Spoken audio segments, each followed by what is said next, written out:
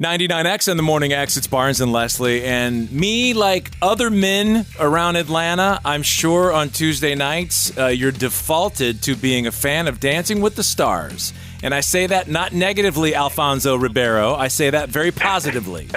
Right on. I think you, and I've said this on the record, do a fantastic job. I was thrilled to see when the changes happened in the past and it became you. And you do a great job. I concur. Thank you. I appreciate it. Well, I gotta give a little credit to my other co-hosts. Julianne and I have been, we've worked really hard all season, just making sure that our chemistry is there, and the flow of the show, and we're having a great time together. And it's been a lot of fun. It really has. It's been a pretty awesome season for me, and really getting to kind of be more of the master of ceremonies of the show, and it just feels great. And the show has been great. The ratings have been fantastic, both on ABC and on Disney Plus and Hulu.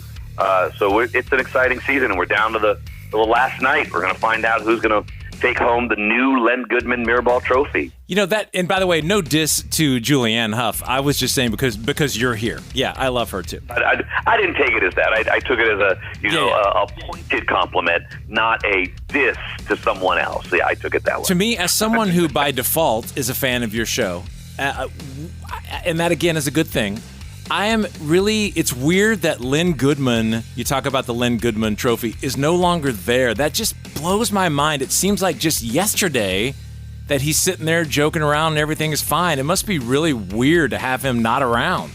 It's very weird. And, he was the backbone of that judging panel. And, there was something very special about having, one of the best judges in ballroom history really be there and making sure the show was cemented and connected to ballroom dance that for decades before. And so very different not having him there, but obviously the show must go on, and I think he's very proud of the product that we put out this year.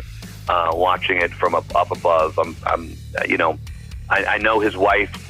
She came to the U.S. and we all had a wonderful dinner with her, and she was very proud of what we were doing, and let us all know how Len would be incredibly proud of what we were doing. So it is difficult, but we're moving on the best we can.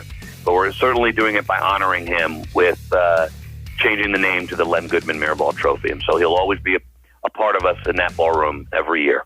We're speaking with Alfonso Ribeiro. We have so many questions for you, but I did want to ask, how did you get the call about being on the show? Like, what was that process like?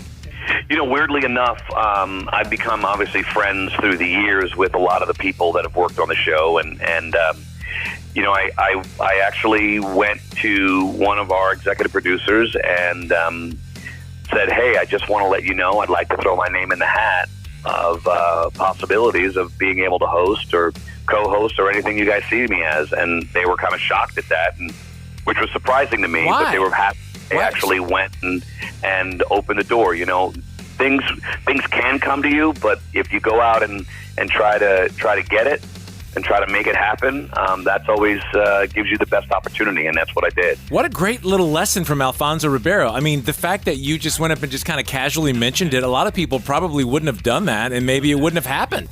Well, I believe it probably wouldn't have happened because, once I opened that up, then, you open the door for people to start thinking about it, but not at the last minute. Because the way that I always like to think about it is that if someone already has an idea as to what they want, then you've got to change their mind. But if they're not even thinking about it yet, and then you open the door, all of a sudden, it's possible that you're in there before someone else's name or someone else's image comes to their mind. And I think that might have helped make that happen, for me. Well, the finalists, you guys didn't, get rid of someone last week, which was shocking, Alfonso. Yeah. But it's the most dramatic ever. I think the winner, in my opinion, is so obvious in Jason Mraz. If he doesn't walk away the winner tonight, I'll be shocked. And the person that should probably have gone home last week would be Allison Hannigan. I know she's from Atlanta, spent a lot of time here, but she just doesn't hold up. Well, look, the way that we always like to think of it is that there's multiple journeys to winning the Mirrorball Trophy. And sometimes it's not the person who started at the top and stayed there the whole time, right? It's wonderful for the audience to see someone who literally came into the show thinking they should, not only can they not dance, but they should never dance. And to be able to continue to learn and drive your way all the way through. She's a wonderful personality, and people want to see her. Yeah. So that's why she's there, right? I think in terms of on the dance floor, you've got all four of them, all the other four that have been at the top at some point on the leaderboard. Xochitl Gomez has come on incredibly strong, and all the votes from the semifinal gets added to the final. So now you've got a supersize, and she's kind of leading the pack. She got a perfect score, 2 perfect scores on the semifinals, and we got to see what happens with the freestyles.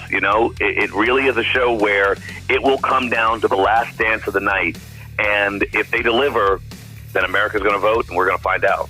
Well, one of the biggest moments in pop culture, and that is the Michael Jackson Pepsi Generation commercial. Mm-hmm. How old were you when you were in that commercial? Because wasn't that before the Fresh Prince of Bel-Air? It was well before, yeah. I was 12 years when I did that commercial with Michael and Pepsi, and it was fantastic. It was a wonderful thing to be able to do that. It absolutely changed my life.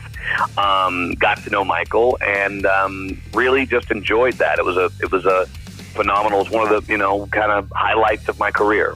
Man, when I think about pop culture icons of our time, I mean, you are easily top 5 with the things you've been associated with. Everything from Fresh Prince of Bel-Air, like Leslie just mentioned. I mean, Silver Spoons, come on.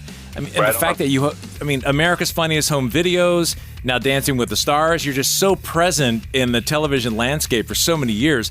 But the one thing I notice about you, and I'm curious, who did this? Who taught you? Because when I see you, like, even being attacked by paparazzi, you have so much class and you're so nice to everyone. Who taught you that? Where did you learn that?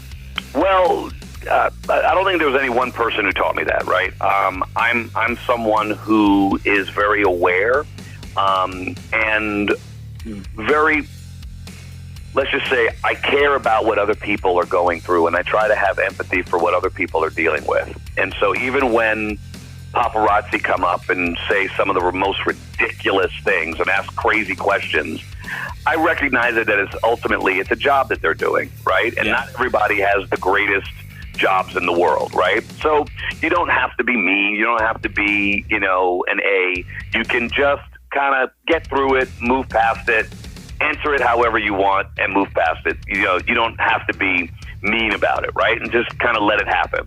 And then in terms of work, and I care about the job. I care about what I'm doing. I care about how it works. And I'm a student, right? I don't go into anything unprepared. I go in recognizing what I want to achieve in that job. And typically it's a feeling, right? It's not anything specific. It's a feeling that I want the audience to have. And most of the time I want them to enjoy themselves. And it's not about me, it's about the enjoyment. And sometimes, it's putting the show first and making it about the show, or making it, about the videos with AFB, or making it about the contestants on Dancing with the Stars, or, making it about the Carlton dance when it's Fresh Prince of Bel-Air. You recognize what's going to land and not be afraid to allow it. We're talking to Alfonso Ribeiro. You just answered the question I was going to ask you, because you always lead with positivity. I've seen you in so many interviews. But being a child actor and going through your entire career with such grace, those are life lessons that you just mentioned. So Such congratulations. Well, thank you. Well, I care about what other people are going through. And, empathy is a word not often used in Hollywood. Mm-hmm. And so I think that might be something that, my parents taught me as a child, to care about what other people are feeling and other people are going through. And if you lead with your heart, it's hard for people to condemn you. Well, thank you for coming on. Tonight's the night, the big finale of Dancing with the Stars. You can see Alfonso Ribeiro with all the and the winner probably, in my opinion, Jason Mraz. But thank you for coming on. Thank you so much. Absolutely. Appreciate you. The Morning X with Barnes and Leslie. 99X.